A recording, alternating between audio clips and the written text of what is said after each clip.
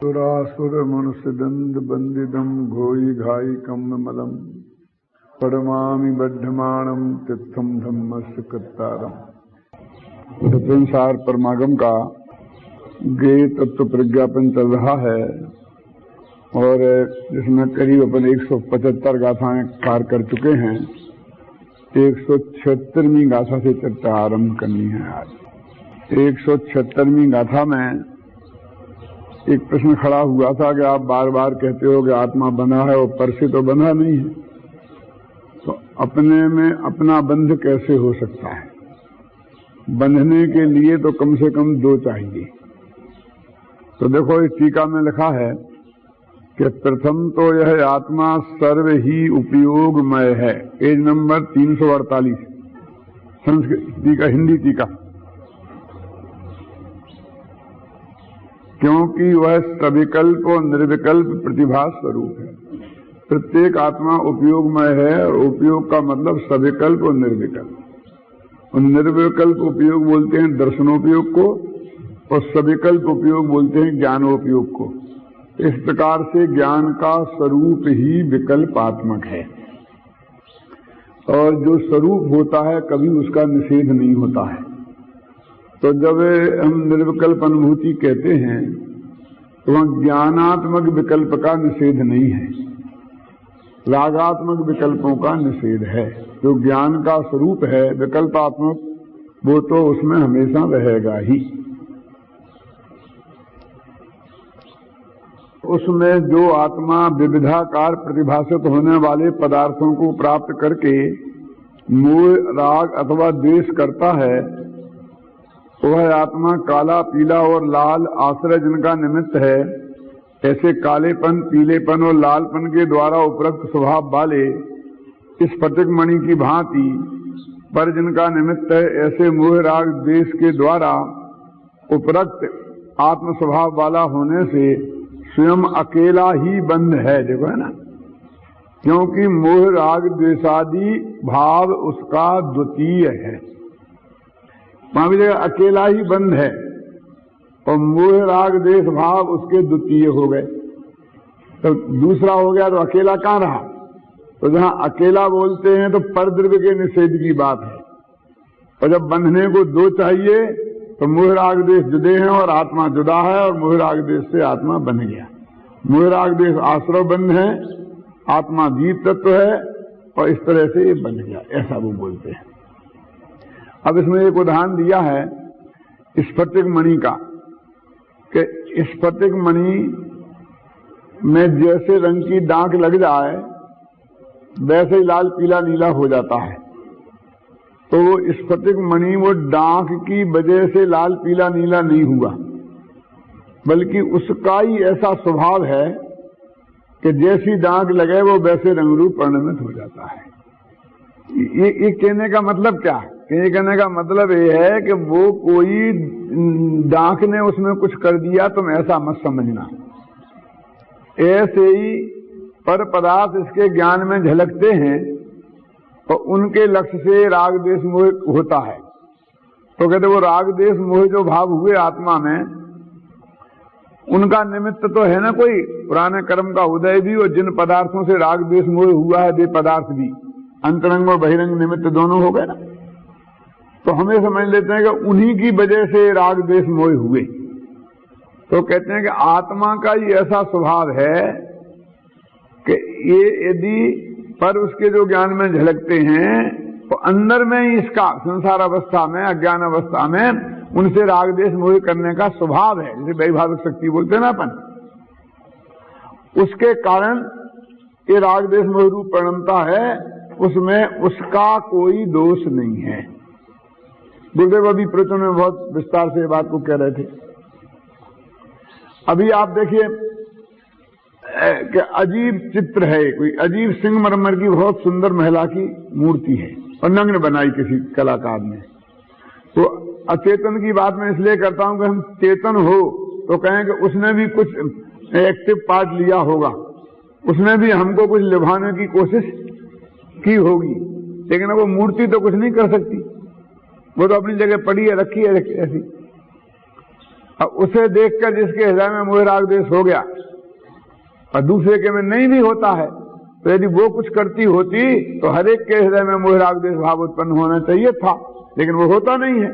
तो इससे मालूम पड़ता है कि हमारे अंदर ही ऐसा कोई डिफेक्ट मौजूद है कि जिसकी वजह से वो हुआ। अब तकलीफ इतनी है कि वो हमारे जानने में नहीं आती तो होता क्या नहीं होता। तो ऐसा कहे कि नहीं आती तो नहीं होता और जानने में आई इसलिए हुआ, इसलिए हम वो ज्ञान पे अपराध मर देते हैं। वो जानने पे हमारे दिमाग अपराध की दृष्टि चली जाती। पहले तो जाती थी दृष्टि किस पे? पर पे, कि उसकी वजह से सारी गड़बड़ी हुई, इसे हटाओ, इसे हटाओ, इसे लाओ पर में से। अब अध्यात्म हमने क्या सीखा? तो हमने ये बीमारी पैदा कर ली, कौन सी? कि उसकी वजह से नहीं, वो तो हमने जाना इसलिए हो गया। तो हमारा मतलब कम से कम पहले अच्छे थे केवल दिल्ली कि कम से कम उस जड़ पर को तो मानते थे कारण। अब तो अपना जो जानने का स्वभाव है, अपने स्वभाव को कारण मान लिया। कहने जानना, पहले जानना बंद करना। पहले कहते थे इसे हटाओ, और अब कहते उसे मत हटाओ, अपन जानो मत। फिर यही है ना, बिल्कुल ये जो पर को जानने से अपराध होता है, अपराध है, ये जो जितना प्रतिपादन है उसके पीछे यही है। तो ये एक कदम और अपन पीछे हो गए, आगे नहीं बढ़े। जैसे मैं कहता हूं ना कि क्रमबद्ध पर्याय, तो वो कहते ईश्वर जगत का करता है, हम जैनी कहते कर्म करता है। तो अच्छा है तुम चेतन ईश्वर को मान लेते, तुम तो जड़ेश्वर को मान लिया। परद्रव्य को करता तो माना ही माना है। उनने चेतन परद्रव्य को माना था, तुमने जड़ परद्रव्य को माना। परद्रव्य हमारा करता धरता नहीं है, हमारी सुख दुख के जिम्मेवार हम स्वयं हैं। हम तो इस पे लाना चाहते थे, इसलिए कहा था कि ईश्वर जगत का करता नहीं है। ऐसे ही उस निमित्त से कुछ नहीं हुआ। ये हमने कहा तो तुम कहते हो कि मैंने उसे जाना, ये सारी गड़बड़ी जानने में ही हुई है। न रहता बांस न बजती बांसुरी, ना हम जानते, ना हमें राग होता, ना सब गड़बड़ होती, ये सब कैसा हो जाए।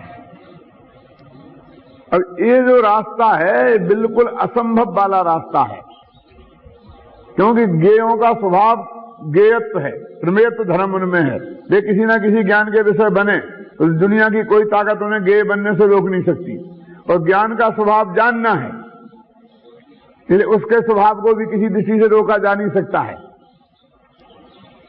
पर ऐसा होता कि उसके समीप जाकर के जाने और दूर से न जान पाए तो कहते हैं ये दूर दूर रखो इन्हें, जैसे अग्नि और घी को अपन दूर दूर रखते हैं। लेकिन ये तो दूर से ही जानने का स्वभाव है। अलोकाकाश को भी यहां से जान लेता है। केवली जानते होंगे, अरे अपन जानते हैं। शांतिलाल जी, अलोकाकाश है कि नहीं है? पक्का भरोसा है आपको? आप जानते हैं कि साहब ये तो हम जो 8 वर्ष के थे तभी से जानते हैं कि आकाश 2 प्रकार का है, एक लोकाकाश और अलोकाकाश। जानते कि नहीं जानते? इसको जानना कहते हैं कि नहीं जानना कहते हैं? मैं आपसे बोलो, चलो अन्ना जी, आप जो गोमरसार आदि पढ़ के आगम से जानते हैं, वो जानना है कि नहीं जानना है? तो जानना है तो हम जानते हैं, इतने दूर से जानते हैं, तब जानना कैसे रोका जाए बोलो? तो वो कहते हैं कि जानने से नहीं, कि जानने में वो निमित्त हैं, वो तो गे रूप निमित्त हैं। लेकिन तेरे में जो राग द्वेष मोह के परिणाम हुए, जो एकत्व बुद्धि हुई, उस मोह में वो जो निमित्त है, अपना मान्य रूप जो तूने जाना है, वो है खतरनाक, और उसकी वजह से ये बंद होता है। तो अब वो कहते हैं कि बंधने को तो 2 चाहिए, तुम कहते हैं उसकी गलती नहीं पर की, और अपने स्वभाव में गलती नहीं, जानने में गलती नहीं हुई, और जिसको जाना उसकी भी गलती नहीं। तो गलती हुई कहां? तो फिर राग द्वेष मोह हुए ना, यही गलती है कि बात तो हुई है, यानी उसका कर्ता भोक्ता भी वही है।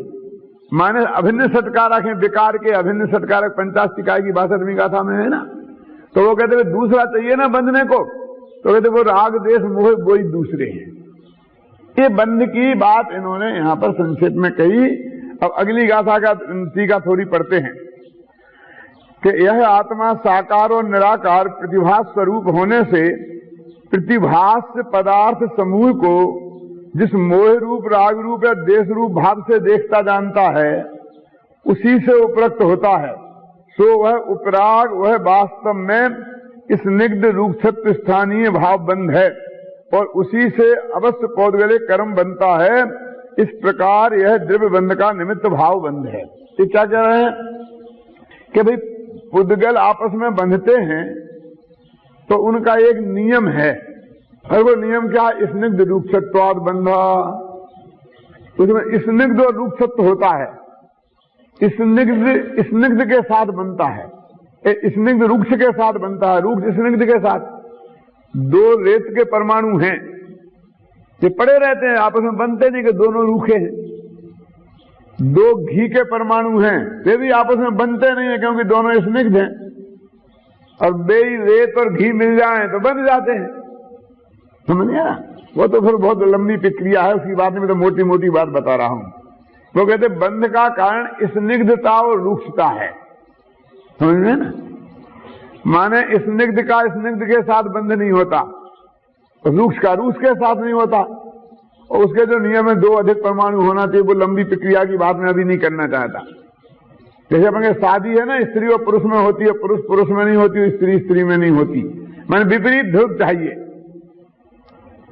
जो हम में कमी है और सामने वाले में वो है, सामने वाले में कमी है वो हम में है, तो दोनों उस कमी की पूर्ति के लिए एक होते हैं। अब वही बात हम में और वही तुम में है। एक आदमी के पास पैसा है लेकिन काम करने की क्षमता नहीं है, दूसरे के पास काम करने की क्षमता है लेकिन पैसा नहीं है, तो दोनों पार्टनर हो जाते हैं। एक वर्किंग पार्टनर और एक पूंजी का पार्टनर हो जाते हैं कि नहीं? 2 पूंजी वाले आपस में पार्टनर नहीं हो सकते, 2 वर्किंग वाले अपने आप में पार्टनर नहीं हो सकते। तो कहते हैं कि आत्मा का जो पुद्गल के साथ बंध होता है तो इसमें स्निग्धता है कि रूक्षता है? इसमें भी स्निग्ध रूक्षता चाहिए ना, उसके बिना बंध कैसे होगा? स्निग्धता और रूक्षता के बिना अपने अंदर भी बंध नहीं होता है, मैंने पुद्गल का पुद्गल में भी नहीं होता है, तो जीव के साथ कैसे हो जाएगा? ये प्रश्न है। तो वो क्या कहते हैं कि जानना नहीं, देखो इसमें बदला है कि जिस पदार्थ को राग देश पूर्वक मोह पूर्वक जाना, क्या जाना? कि ये मैं हूं ऐसा जाना, इसका नाम है मोह पूर्वक जानना। ये बहुत अच्छा है, मेरे लिए सुखकर है, ऐसा जानना उसका नाम है राग पूर्वक जानना। और ये मेरे को दुखदायक है, ऐसा पर के बारे में जानना उसका नाम है द्वेष पूर्वक जानना। तो ऐसा जानना वो बंध का कारण है, जानना नहीं। क्या? ये मैं हूं, ये मेरा है, ये मेरे को अनुकूल है, ये मेरे को प्रतिकूल है, ऐसा जानना। तो ऐसा जानना ये ज्ञान का लक्षण नहीं है, ये तो मोह राग देश का लक्षण है। तो मोह राग देश बंध के कारण हुए ना। अब भाषा ऐसी आती है कि ऐसा जानना, तो हमें लगता है कि जानना बंध का कारण है, हम इसमें वजन दे देते। क्या? देखो क्या लिखा है, यह आत्मा साकार और निराकार प्रतिभास स्वरूप होने से, कि साकार और निराकार माने साकार माने ज्ञान और निराकार माने दर्शन, ये तो इसका स्वरूप है, ये कोई दोष नहीं है। होने से प्रतिभास से, अब जो उसके ज्ञान में आए वे उन्हें बोलते हैं प्रतिभास से। एक चक्कर और चला है कि वो साहब भाषित होना अलग बात है और जानना अलग बात है। क्यों? क्या फर्क है? अब बिल्कुल फर्क नहीं है, लेकिन उन्होंने क्या वहां जब लिखा कि वो तो परभाषित होता है और अपने को जानता, ऐसा वाक्य लिखा मिल गया कहीं, समझ गए ना? तो पर को जानना जानता है नहीं, तो नहीं जानने को भाषित होना कहते हैं और जानने को जानना कहते हैं। ऐसा नहीं है।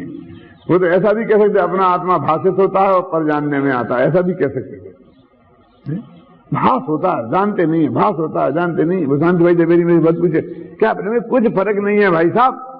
कि नहीं आप सूक्ष्मता से नहीं जानते, आप गहराई में नहीं जानते, आप बारीकी में नहीं जानते। नहीं, फर्क है, फर्क है, फर्क है। केवल ज्ञान में स्व पर दोनों भाषित होते हैं। ज्ञान को स्वपराव भाषी कहा है। क्या कहा? स्वपराव भाषी माने स्व को भी जानने वाला और पर को भी जानने वाला। अविभाषी शब्द का प्रयोग स्व और पर दोनों में होता है। अब एक आध जगह, अब वो तो कैसी जगह है, केवल इतनी जगह ऐसी है कि ऊपर संस्कृत में देखो तो भेद ही नहीं है, तो हिंदी वाले पंडित ने लिख दिया ऐसा। ऊपर लिख दिया कि आत्मा अपने को जानता है, नीचे लिख दिया कि पर पदार्थ प्रतिभाषित होते हैं। दर्पणाय तो ऐसा करके है ना, तो बस वो उसे पकड़ के, संस्कृत में तो एक ही शब्द था, हिंदी के अनुवाद में हो गया, अब संस्कृत तो देखते ही नहीं है, ऊपर तो कोई निगाह ही नहीं डालता, सब नीचे ही निगाह रहती है। अपने नीचे का मतलब समझे ना, कि नीचे हिंदी छपी है और ऊपर संस्कृत है। तो ऊपर निगाह तो है ही नहीं, नीचे निगाह है, वो गजब से देखो तो क्या लिखा, ऊपर जानना लिखा, नीचे भाषना लिखा है, ऊपर। अरे भाई कहाँ लिखा? ऐसे गजब बहुत हो जाते हैं अध्यात्म वालों के। तो वो क्या कहते, सुनो कहाँ, वो अपना पेज कौन सा है? पेज बदल गया। बोलो पेज नंबर बोलो भाई।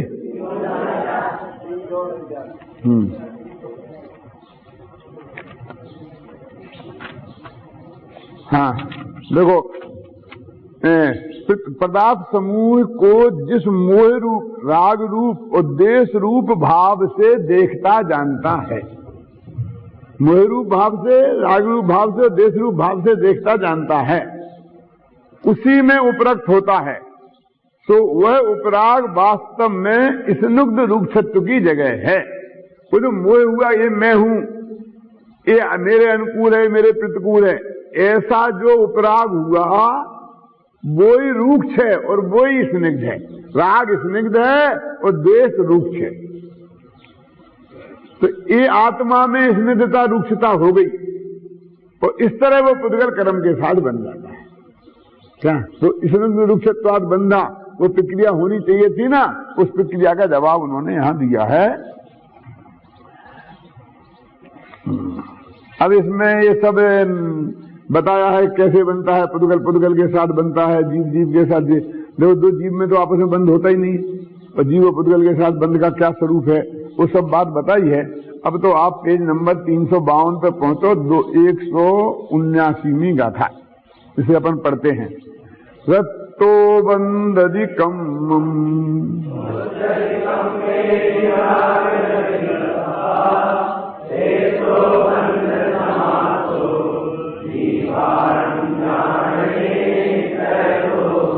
कितना साफ शब्दों में लिखा है कि रक्तो बंधति कम्मम, रागी जीव कर्म को बांधता है।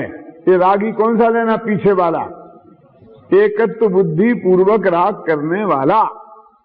कौन सा राग बोला था मैंने? देखो, ये मैं हूं ऐसा मोह का लक्षण, और ये मेरे को अनुकूल है, सुखकर है, ये राग का लक्षण। अकेला सुखकर की लगना नहीं, सुखकर का मानना, मानने पूर्वक राग होना, वो अनंतानुबंधी राग, मतलब मिथ्यात्व सहित वाला राग। और ये मेरे लिए प्रतिकूल है, ये अकेला द्वेष नहीं है, ये अनंतानुबंधी द्वेष है। और अकेला किसी बात में आपने मेरे से प्रतिकूलता बरती और मैंने गुस्से में आपको चांटा भी मार दिया, लेकिन मैं ऐसा नहीं मानता हूं कि आप मेरा बुरा करने वाले हैं, तो वो चांटा मार देने के बाद भी अनंतमा भाग बंद होगा। और मैं आपको ऐसा मानता हूं कि आपने मेरा बुरा किया, आप मेरा बुरा करते हैं, और फिर मैंने आपको चांटा भी नहीं मारा, तो भी उससे अनंत गुना पाप मैंने देश का बांधा। क्योंकि वो तीव्रता तो ऐसी मान्यता रहित वाले के भी हो सकती है, चारित्र मोहजन्य, तो यहां तक हो सकती है कि भरत चक्रवर्ती बाहुबली में चक्र तक चला सकते हैं, बोला समझ लो आप। और यहां एक कुछ भी नहीं करे तो भी पर पदार्थ मेरे लिए इष्ट हैं, ऐसी मान्यता। और मोह एकत्व बुद्धि, ममत्व बुद्धि का नाम मोह, समझे ना। और ये मेरा भला बुरा करते, ये मेरे को इष्ट अनिष्ट है, इष्ट अनिष्ट बुद्धि, इसका नाम राग द्वेष। कौन? अनंतानुबंधी वाला। तो ये बंध के कारण है। तो कहते हैं कि रत्तो बंधति कम्मम, वो रागी जीव, परम को अपने इष्ट मानने वाला रागी जीव, जब अकेला राग आए तो उसमें मिथ्यात्व और द्वेष भी समझ लेना, क्योंकि ये राग अकेले राग के लिए भी प्रयोग होता है और इन सबके प्रतिनिधि रूप में भी प्रयोग होता है। जब हम कहते भगवान वीतरागी हैं तो अकेले राग से रहत नहीं है, देश से रहत भी है, मोह से रहत भी है ना। तो रस्तो बंधति कम्मम, रागी जीव कर्म बांधता है, और मुंचति कम्मे ही राग रहे दप्पा, राग से रहित जीव कर्मों से मुक्त होता है।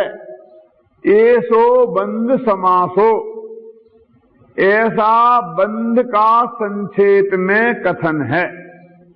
बंध समास मैंने बंध का संक्षेप में कथन है।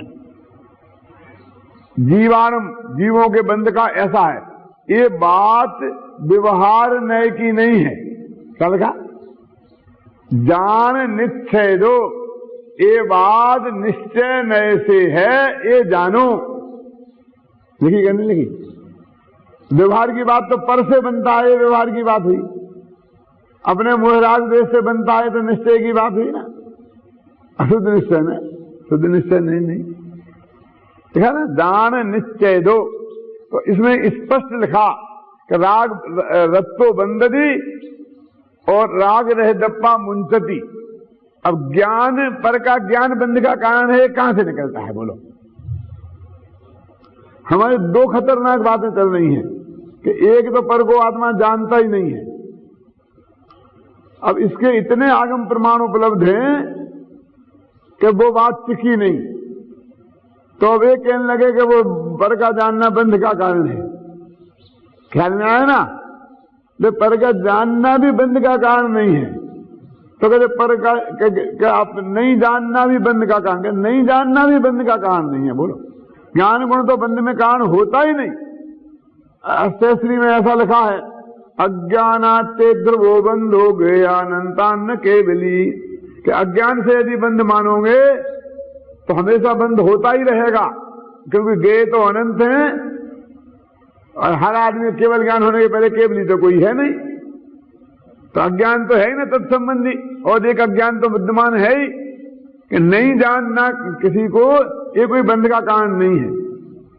तो जानना मोक्ष का कारण नहीं है। पर को निज रूप जानना बंध का कारण है, और निज को निज रूप जानना मोक्ष का कारण है। निज को निज रूप मानना मोक्ष का कारण है, और निज को में रमना मोक्ष का कारण है। अकेला जानना दो, जानना दो स्वभाव है। हो गया ना, निश्चय दो। अब परिणामादो बंधो, परिणामो राग द्वेष मोह जुदो,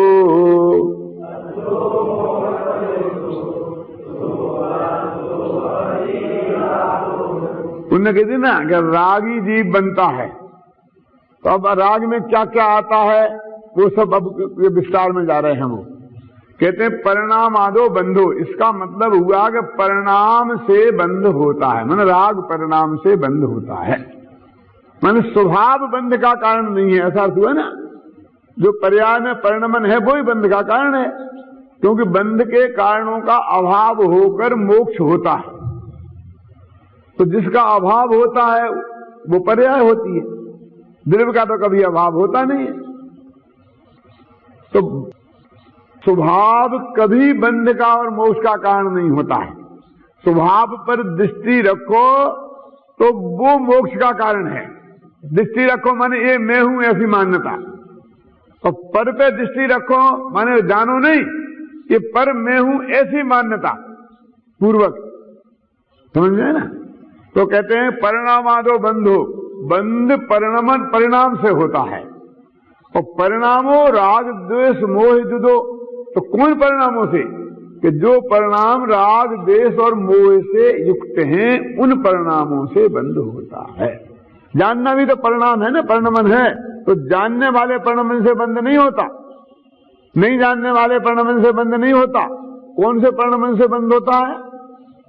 मोह राग जुदो। आ गया ना? अब वो कहते हैं कि असहो मोहो दोषो, मोह और द्वेष ये दो अशुभ भाव हैं। क्या कह रहे? देखो, मोह माने मिथ्यात्व और दोष। मिथ्यात्व कभी शुभ नहीं होता, तो अशुभ ही होगा, और द्वेष कभी शुभ नहीं होता। और रागो सुहो असुहो हवधि, राग शुभ भी होता है और अशुभ भी होता है। तो अब देखो पूरे मोह राग देश पूरा जो ग्रुप है वो तो ए है। अब इसमें शुभ कितना है? आधा, और 2.5 तो अशुभ ही है। समझ में आया कि नहीं है? मोह अशुभ, द्वेष अशुभ, और राग के 2 भेद हैं, शुभ और अशुभ। तो आधा राग भी अशुभ हो गया, क्यों? और आधा राग शुभ हुआ। यही लिखा देखो, परिणाम आदो बंदो परिणामो राग द्वेष मोह जुदो, और असोहो मोहो दोषो। मोह और दोष अशुभ है, सोहो असोहो हवधि रागो। और राग शुभ और अशुभ 2 प्रकार का होता है। अब वो थोड़ा वर्णन है, पढ़ लो। स्वे परिणाम हो पुण्यम असो पावित्य भणति मन्नेषु।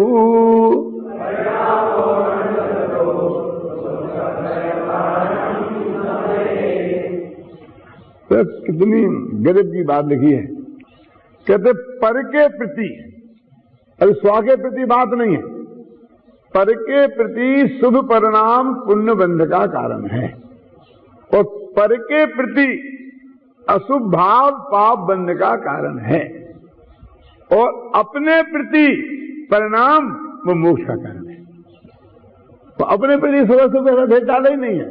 तो पढ़ो है ना गाथा में ऐसा देखो, सोहो परिणामो पुण्यम असोहो पापम भणति अन्येषु।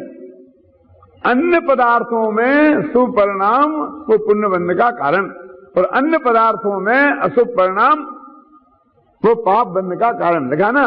वो परिणामो नन्य गदो, अनन्य गदो मन अपने में, न अन्य, वो अनन्य, अन्य के आश्रय से नहीं, जो अपने ही आश्रय से परिणाम होता है वो दुख क्षय कारणम समये। वो दुख के क्षय का कारण समय माने शास्त्रों में कहा गया है, अथवा जैनागम में कहा गया है। तो अपने लक्ष्य से जो परिणाम होता है वो शुभ शुभ होता ही नहीं। तो मुझे आत्मा का कल्याण करना है, तो ये अपने लक्ष्य से हुआ तो ये शुभ तो है। क्यों कहते भाई साहब इसे आत्मा का लक्ष्य नहीं कहते हैं? ये ऐसा नहीं कि मुझे अपना कल्याण करना है तो आत्मा के लक्ष्य से हो गया। वो आत्मा ज्ञान का ज्ञेय बनेगा, ऐसा नहीं कि ये मैं हूं, इसका नाम है आत्मा के लक्ष्य होने वाला परिणाम। ऐसी मान्यता, ऐसा जानना और ऐसे ही रमना, तो ये है उसका नाम आत्मा के लक्ष्य हुआ परिणाम। चल में ना, अभी बहुत बाकी है अपना मामला। अपने मेरे ख्याल से कितने 17-18 व्याख्यान हो गए हैं, और समय बहुत कम रह गया। चरणान योग चूलिका पूरी की पूरी पड़ी है, इसलिए थोड़ी रफ्तार तेज की है, और विषय भी सरल है, समझे ना? इसलिए मैं टीका नहीं पढ़ रहा हूं। देखो पेज नंबर 356, ये जो गाथा है ना 182, इसकी का हेडिंग पढ़ो। हेडिंग समझ गए? उत्थान का अथ जीवस्य स्वपर द्रव्य प्रवृत्ति निवृत्ति सिद्धये स्वपर विभागम दर्शयति। अब क्या कहते हैं? अभी तक तुमने बता दिया शुभ परिणाम ये है, अशुभ परिणाम ये है। अब ये कह दिया अपने आश्रय से जो परिणाम होते हैं वो मुक्ति के कारण है, पर के आश्रय से परिणाम होते हैं वो बंध के कारण है, और जो पर के आश्रय से शुभ परिणाम होते हैं वो पुण्य बंध के कारण है, और पर के आश्रय से जो अशुभ परिणाम होते हैं वो पाप बंध के कारण है। इतना बताया ना? तो अब ये कहते हैं कि हर बात में स्वपर स्वपर स्वपर स्वपर लगा देते हो, ये तो बहुत झगड़े की बात है। एक नीति का श्लोक आता है, अयम निजा परो वेत्ति गणनाम लघु चेतसाम उदार चरितानाम तू वसुधैव कुटुंबकम। ये नीति का श्लोक है, और शायद आप लोगों ने पढ़ा ही होगा कहीं ना कहीं। क्या अर्थ है इसका? अयम निजा अयम परा, ये मैं हूं, ये मेरा है, और ये पर है। गणनाम लघु चेतसाम, ऐसा तो क्षुद्र बुद्धि वालों का है भेद करना।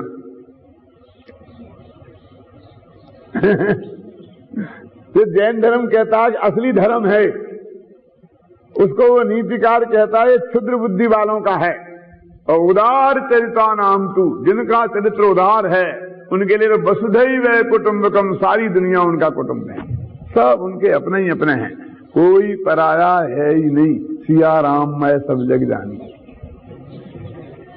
अपना तो कोई पर है ही नहीं, हमें तो कोई पराया दिखता ही नहीं, हमें तो ये सब विद्यार्थी अपने ही अपने दिखते हैं।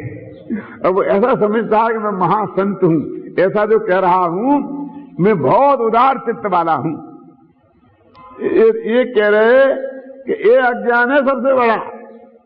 एक कहते कौन कि मेरा तो कोई नहीं है, उदार चरिता नाम तू न कोपी। तो कहते सारी दुनिया अपनी है, ये उदार चरित्र। पर में ये मेरा है, ये पराया है, ये राग जैसा कहना, ये अज्ञान है। लेकिन मेरा कोई पर नहीं है। क्यों? मोहादि मेरे कुछ नहीं, मैं एक ज्ञायक भाव हूं। रागादि मेरे कुछ नहीं, मैं एक ज्ञायक भाव हूं। देहादि मेरे कुछ नहीं, मैं एक ज्ञायक भाव हूं। अपने में ये भावना वाले हैं। लिखा क्या नहीं लिखा? देखो क्या लिखा, जीव से जीव के स्व पर द्रव्य प्रवृत्ति निर्वृत्ति सिद्ध है कि जीव स्वद्रव्य में प्रवृत्ति करे और परद्रव्य से निर्वृत्ति करे। इसके लिए स्वपर विभागम दर्शयति कि ये सारी दुनिया को दो भागों में हम इसलिए बांट रहे हैं कि स्व में प्रवृत्ति करो और पर में। उनके यहां भी दो भागों में तो बांटा है, एक जगह राम और एक तरफ गांव। क्यों? सारी दुनिया एक तरफ और राम भगवान एक तरफ बांटते ना। लेकिन वो अपने से भिन्न पर पदार्थों को दो भागों में बांटा और एक में रखा राम को, एक में रखा गांव को और अपन को। जैन दर्शन कहता है सारी दुनिया में दो भागों में बांटो। वे दो भाग राम और रहीम, उनके राम और जगत के नहीं है। एक में अपना आत्मा राम और एक में पर। जिन भगवान को वो अपने में रखते हैं, अपन उन भगवान को पर में रखते हैं। अनंत सिद्ध भी पर। क्यों लिखा के नहीं लिखा कि इस स्वपर विभागम दर्शयति, ये ज्ञान तत्व प्रज्ञापन विभागाधिकार हमने इसलिए रखा है। स्व और पर का भेद हम काय के लिए कर रहे हैं? क्योंकि आत्मा का कल्याण इसमें है कि हम जाने कि मैं स्व हूं और पर कौन हूं, है ना।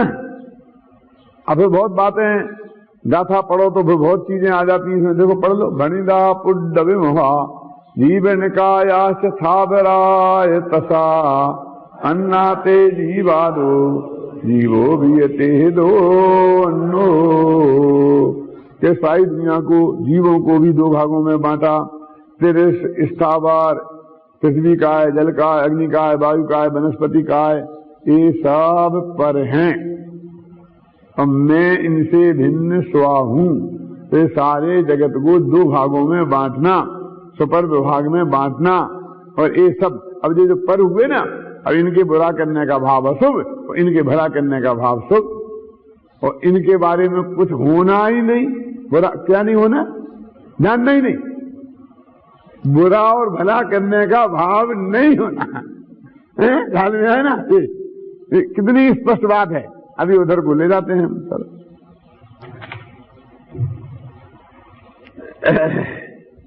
देखो पेज नंबर 358 पर टीका पढ़ो, बहुत अच्छी है। जो आत्मा इस प्रकार जीव और पुद्गल के निश्चित चेतनत्व और अचेतनत्व रूप स्वभाव के द्वारा, कि जीव का स्वभाव चेतन और पुद्गल का अचेतन, इन स्वभाव के द्वारा स्वपर के विभाग को नहीं देखता, वही आत्मा यह मैं हूं, यह मेरा है, इस प्रकार मोह से परद्रव्य में अपनेपन का अध्यवसान करता है।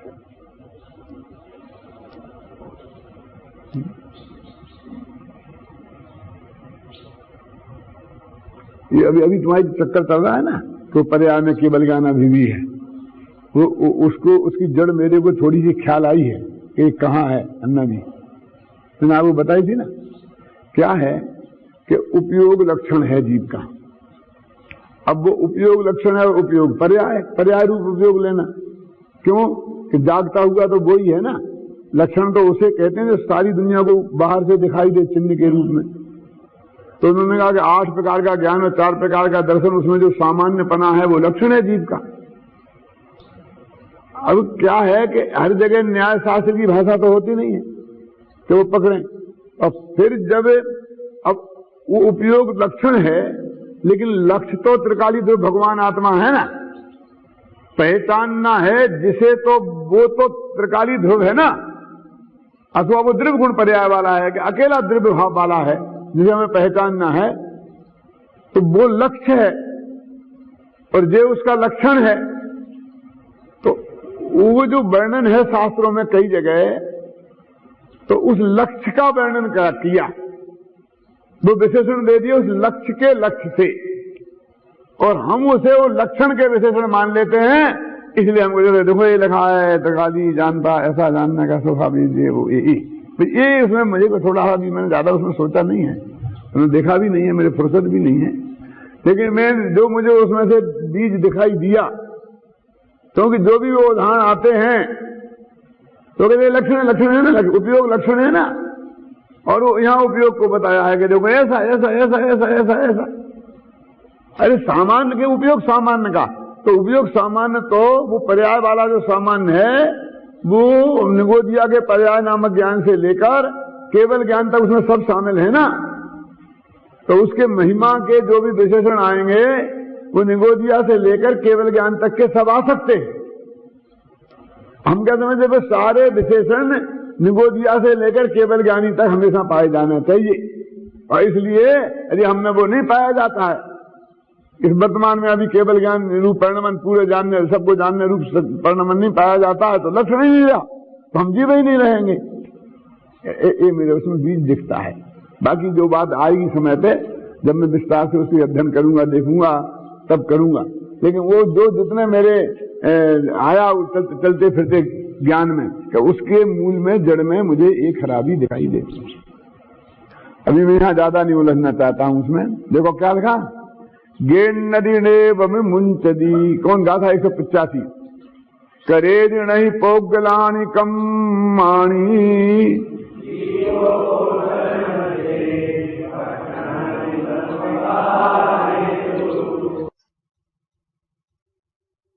कितनी बढ़िया गाथा है। देखो,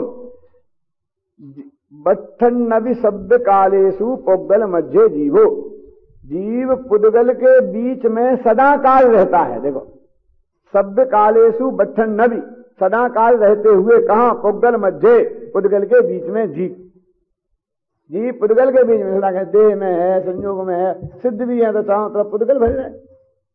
पुद्गल तो थोड़ा भरे ना लोकाकाश में, चाहे अपने संबंधित हो चाहे असंबद्ध हो। तो जीवो पुद्गल मध्य शब्द कालेशु बट्ठन नबी, सदा काल वर्तमान रहने पर भी, बट्ठन नबी है ना गेन्नदी, ना उसको ग्रहण करता है, ना मुंचदी, ना छोड़ता है। कौन, किनको, पोगलानी कम्मानी, पुद्गल कर्मों को ना जीव ग्रहण करता है ना छोड़, उसके बीच में रहता है, लेकिन उसे कोई लेना देना नहीं है। देखो है ना क्या, कि जीव सभी कालों में पुद्गल के मध्य में रहता हुआ भी पौद्गलिक कर्मों को वास्तव में ना तो ग्रहण करता है और ना छोड़ता है और ना करता है, यानी कुछ भी नहीं करता है उसमें। पुद्गल का परिणमन पुद्गल में होता है, जीव का परिणमन जीव में होता है। देखा, और आगे वह अभी संसार अवस्था में द्रव्य से उत्पन्न होने वाले अशुद्ध स्वपरिणाम का कर्ता होता हुआ कर्म रज से ग्रहण किया जाता है और कदाचित छोड़ा जाता है। देखो क्या होता है कि जब कर्मों को ना करता है, ना छोड़ता है, ना ग्रहण करता है, तो कहते हैं कि वो है निमित्त जिसमें उसके निमित्त से नहीं। भाषा देखो दादा क्या कहते हैं, कर्म के निमित्त से राग रूप परिणमता, ऐसा नहीं कहते। एक कर्म का उदय है निमित्त जिसमें ऐसे स्वयं के राग रूप परिणमन से, स्वयं में मोह रूप और देश रूप परिणमन से, देखा ना कि अभी द्रव्य से उत्पन्न होने वाले, मैंने अपने आत्म द्रव्य में उत्पन्न होने वाले 100 परिणाम हैं, उनका कर्ता होता है। वो रागादिक का करता है, देखो कर्म का करता नहीं है और रागादिक का करता है। कर्म रज से ग्रहण किया जाता है और कदाचित छोड़ा जाता है। माने धूल उसे ग्रहण करती है और धूल से छोड़ा जाता है। माने कर्म से बनता है और छूटता है। काय से? वो जो राग और वीतराग परिणाम उसके अंदर होता है वो उसके बंधन का कारण है।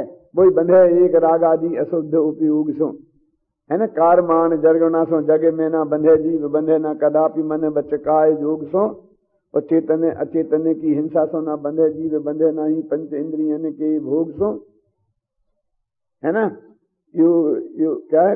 योग सो कर्म सो अबंध सिद्ध योग सो अबंध जिन, हिंसा सो अबंध साधु ज्ञाता विषय भोग सो इत्यादि के वस्तु के मिलाप सोना बंधे जीव बंधे एक रागादि अशुद्ध उपयोग। देखो बहुत स्पष्ट है 362 पेज पे भावार्थ की 2 पंक्तियां। अभी संसारावस्था में जीव पौद्गलिक कर्म परिणाम को निमित्त मात्र करके अपने अशुद्ध परिणाम का ही कर्ता होता है। उनको वो निमित्त है उसमें पौद्गलिक कर्म, लेकिन उनका कर्ता भोक्ता नहीं है। कर्ता भोक्ता अपने अशुद्ध परिणाम का है। अब देखो आगे की टीका अगली गाथा पेज नंबर 363 पर। जैसे नए मेघ जल से के भूमि संयोग रूप परिणाम के समय अन्य पुद्गल परिणाम स्वयमेव वैचित्र को प्राप्त होते हैं। क्या कह रहे? अपने राग द्वेष मोह से कर्म में ऐसी प्रक्रिया क्यों हो जाती है? कैसे हो जाती है? क्या कि हमारे अंदर में मोह राग द्वेष हुए तो सामने वाले के अंदर में वो कर्मों में ऐसी प्रक्रिया क्यों हो जाती है कि वे हमसे आगे चढ़ जाते हैं।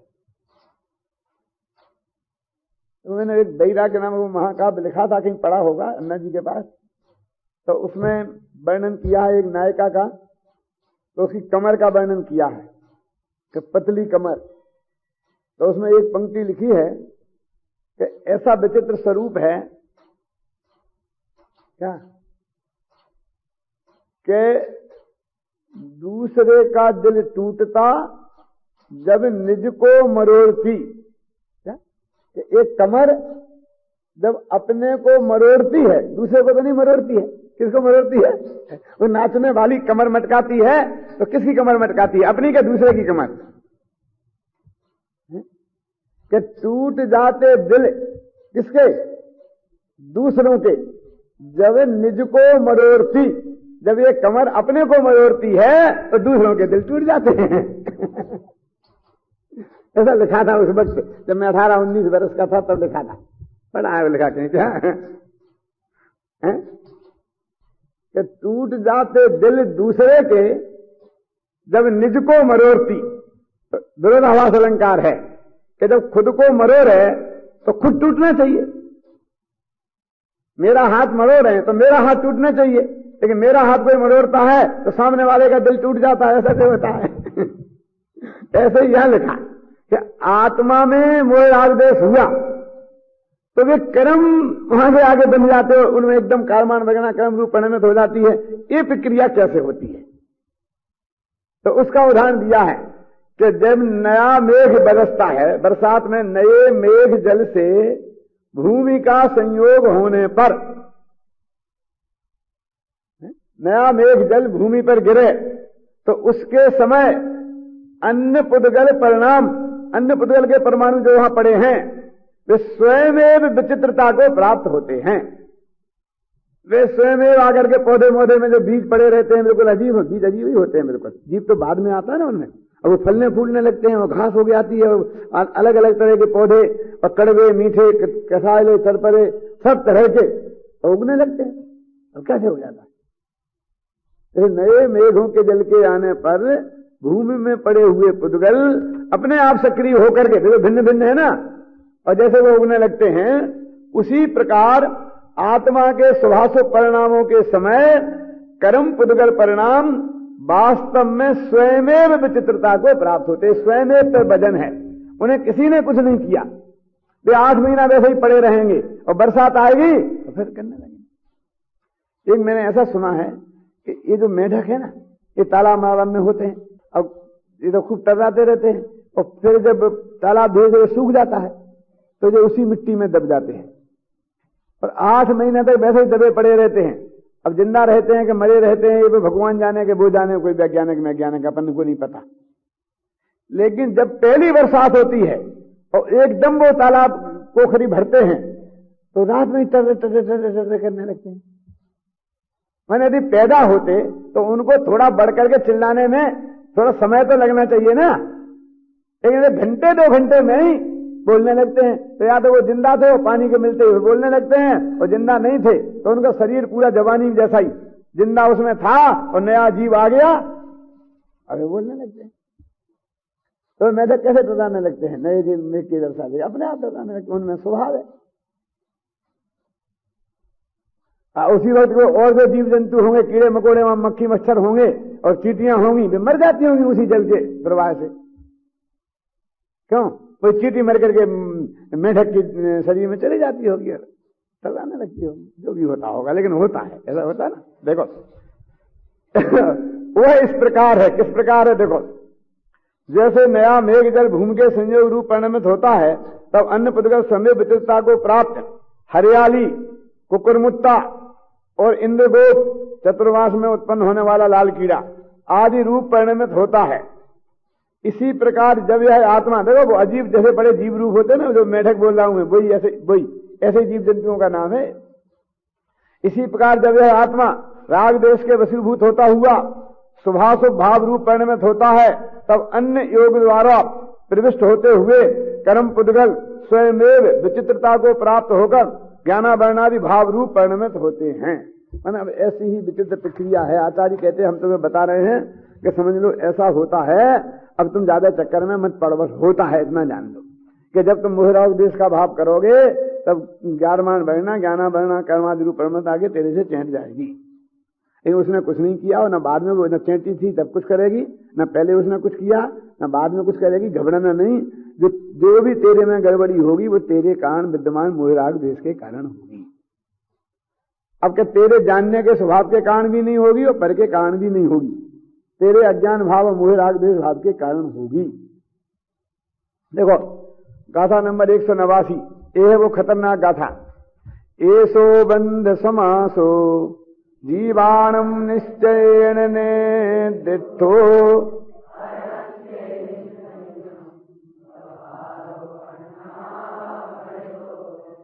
के बंध की संक्षिप्त प्रक्रिया, जीवों को बंधन की संक्षिप्त प्रक्रिया निश्चय नय से एक कही है। किसने कही? अनंत भगवान ने कही है। जजीणम और उनकी आचार्य परंपरा में जो मुनिराज हुए हैं उनने कही है।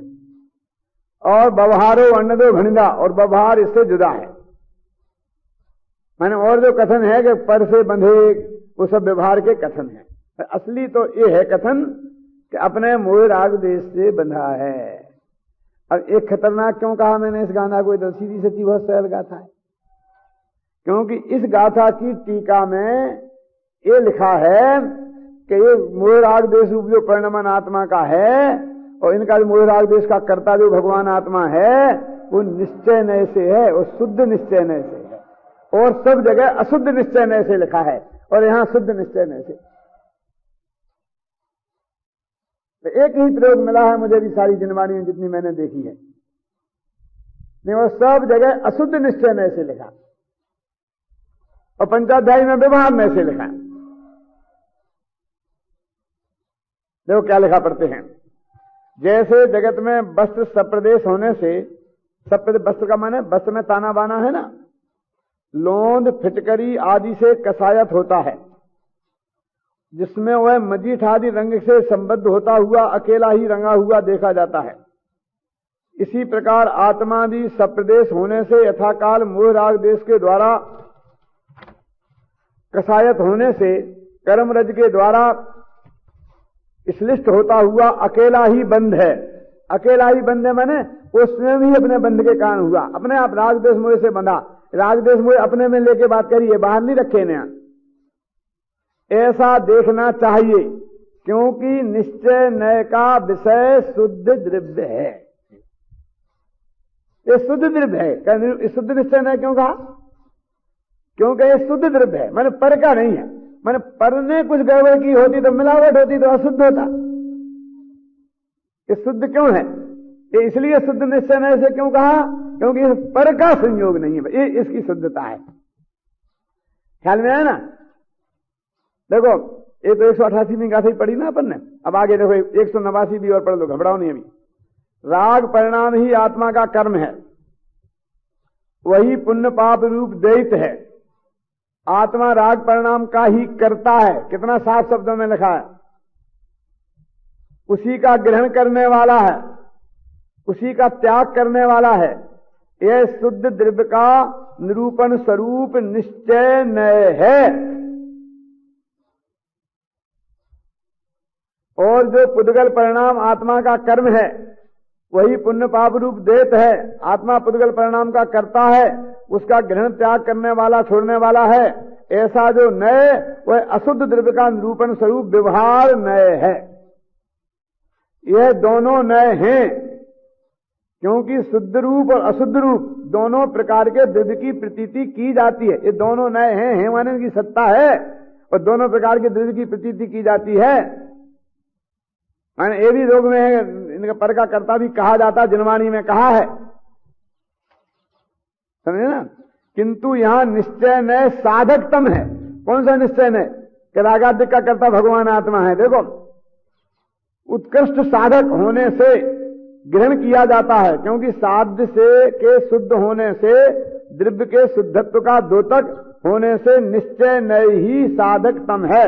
किंतु अशुद्धत्व का द्योतक व्यवहार नय साधकतम नहीं है। तो इस तरह इस गाथा में रागाद्य का कर्ता शुद्ध निश्चय नय से भगवान आत्मा को कहा है। बोलो